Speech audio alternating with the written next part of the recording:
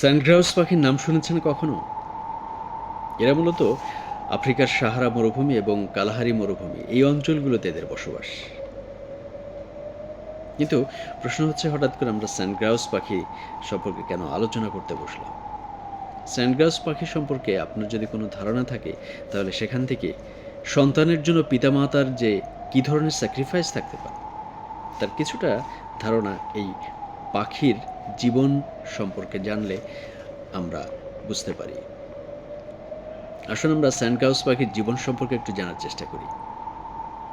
শুরুতেই আমি বলেছিলাম যে এরা মূলত সাহারা মরুভূমি এবং কালাহারি মরুভূমি, আফ্রিকার এই অঞ্চলগুলোতে তাদের বসবাসের জায়গা।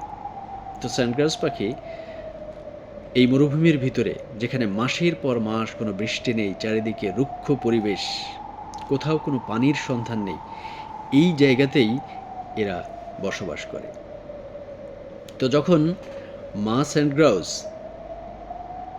ডিম পাড়ে, এই ডিম পাড়া থেকে বাচ্চা ফোটা পর্যন্ত মা স্যান্ডগ্রাউসকে কী পরিমাণ ত্যাগ স্বীকার করতে হয়, স্যাক্রিফাইস করতে হয়, সবসময় ওই ডিমগুলোকে রক্ষা করার জন্য সতর্ক থাকতে হয়, সারাদিন পাখনার নিচে ঢেকে রাখতে হয়। কারণ দুটি, এক হলো প্রচণ্ড রোদ, রুক্ষ পরিবেশ, যাতে ডিমগুলো নষ্ট না হয়, আর দ্বিতীয়ত এই মরুভূমিতে বাজ পাখিগুলোর অত্যাচার। বাজ পাখিগুলো সবসময় খুঁজতে থাকে কোথায় কোনো ডিম পাওয়া যায় কিনা। এজন্য মা পাখিকে সবসময় পাখার নিচে এই ডিমগুলোকে লুকিয়ে রাখতে হয়। এ হচ্ছে মা পাখির, মা স্যান্ডগ্রাউসের ত্যাগ শিকার। অন্যদিকে এই যে রুক্ষ পরিবেশ, কোথাও কোনো পানির সন্ধান নেই, যখন এই বাচ্চাগুলো ডিম থেকে ফুটে বাচ্চা বের হয়, তখন বাবা স্যান্ডগ্রাউসের দায়িত্বটা অনেক বেশি হয়ে যায়। বাবা স্যান্ডগ্রাউস এই বাচ্চাগুলোকে বাঁচিয়ে রাখার জন্য মাইলের পর মাইল তারা উড়ে যায়, কোথাও কোনো পানির সন্ধান পায় কিনা। কোথাও কোনো পানির সন্ধান পেলে বাবা স্যান্ডগ্রাউস সেখানে তৃপ্তি সহকারে পানি পান করে এবং বাচ্চাদের জন্য দুই পাখার নিচে বেশি করে পানি নিয়ে আসার চেষ্টা করে, যাতে ওই পানিগুলো খেয়ে বাচ্চা স্যান্ডগ্রাউস এবং মা স্যান্ডগ্রাউস যেতে অপেক্ষা করছে সবাই সেই পানি খেয়ে জীবন ধারণ করতে পারে।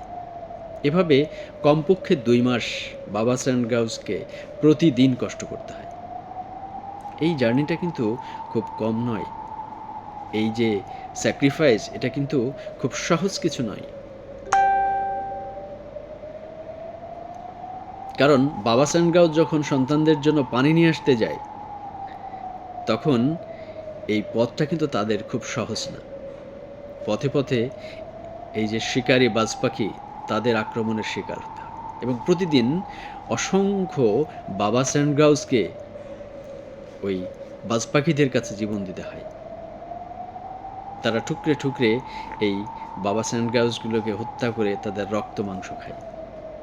নিশ্চিত মৃত্যু জেনেও বাবা স্যান্ডগ্রাউসগুলো কিন্তু প্রতিদিনই দল বেঁধে সবাই বের হয় তাদের সন্তানদের জন্য পানি সংগ্রহের জন্য। এভাবেই দিনের পর দিন বাবা স্যান্ডগ্রাউস দূর দূরান্ত থেকে, এমনকি কখনো কখনো 60 কিলোমিটার দূরে গিয়ে পানি সংগ্রহ করে নিয়ে এসে বাচ্চাদের জন্য নিয়ে আসতে হয়। এই হচ্ছে মা এবং বাবার স্যাক্রিফাইস। এভাবেই এই স্যান্ডগ্রাউসের জীবনচক্র চলে।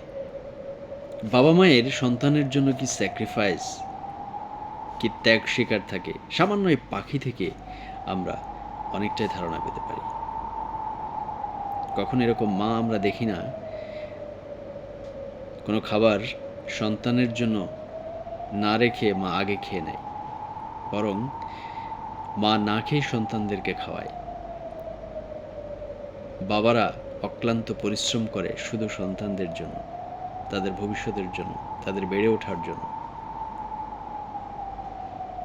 সামান্য পাখির বাচ্চাদের বাঁচিয়ে রাখার জন্য মা এবং বাবা কী পরিমাণ কষ্ট করে তাদের সন্তানদেরকে বড় করে তোলে, তার উজ্জ্বল দৃষ্টান্ত স্যান্ডগ্রাউস পাখি। আমাদের প্রত্যেকেরই চিন্তা করা উচিত যে আমাদের জন্য আমাদের পিতামাতারা কতটা স্যাক্রিফাইস করে আমাদেরকে বড় করেছে, আগলে রেখেছে, এবং আমরা আমাদের সন্তানদের জন্য কতটা স্যাক্রিফাইস করে তাদেরকে বড় করার চেষ্টা করি। সন্তানদেরকে এই বিষয়টা বোঝা দরকার। প্রতিটা সন্তানকে তাদের পিতামাতার স্যাক্রিফাইসকে চিন্তা করা উচিত। ভালো থাকবেন সবাই।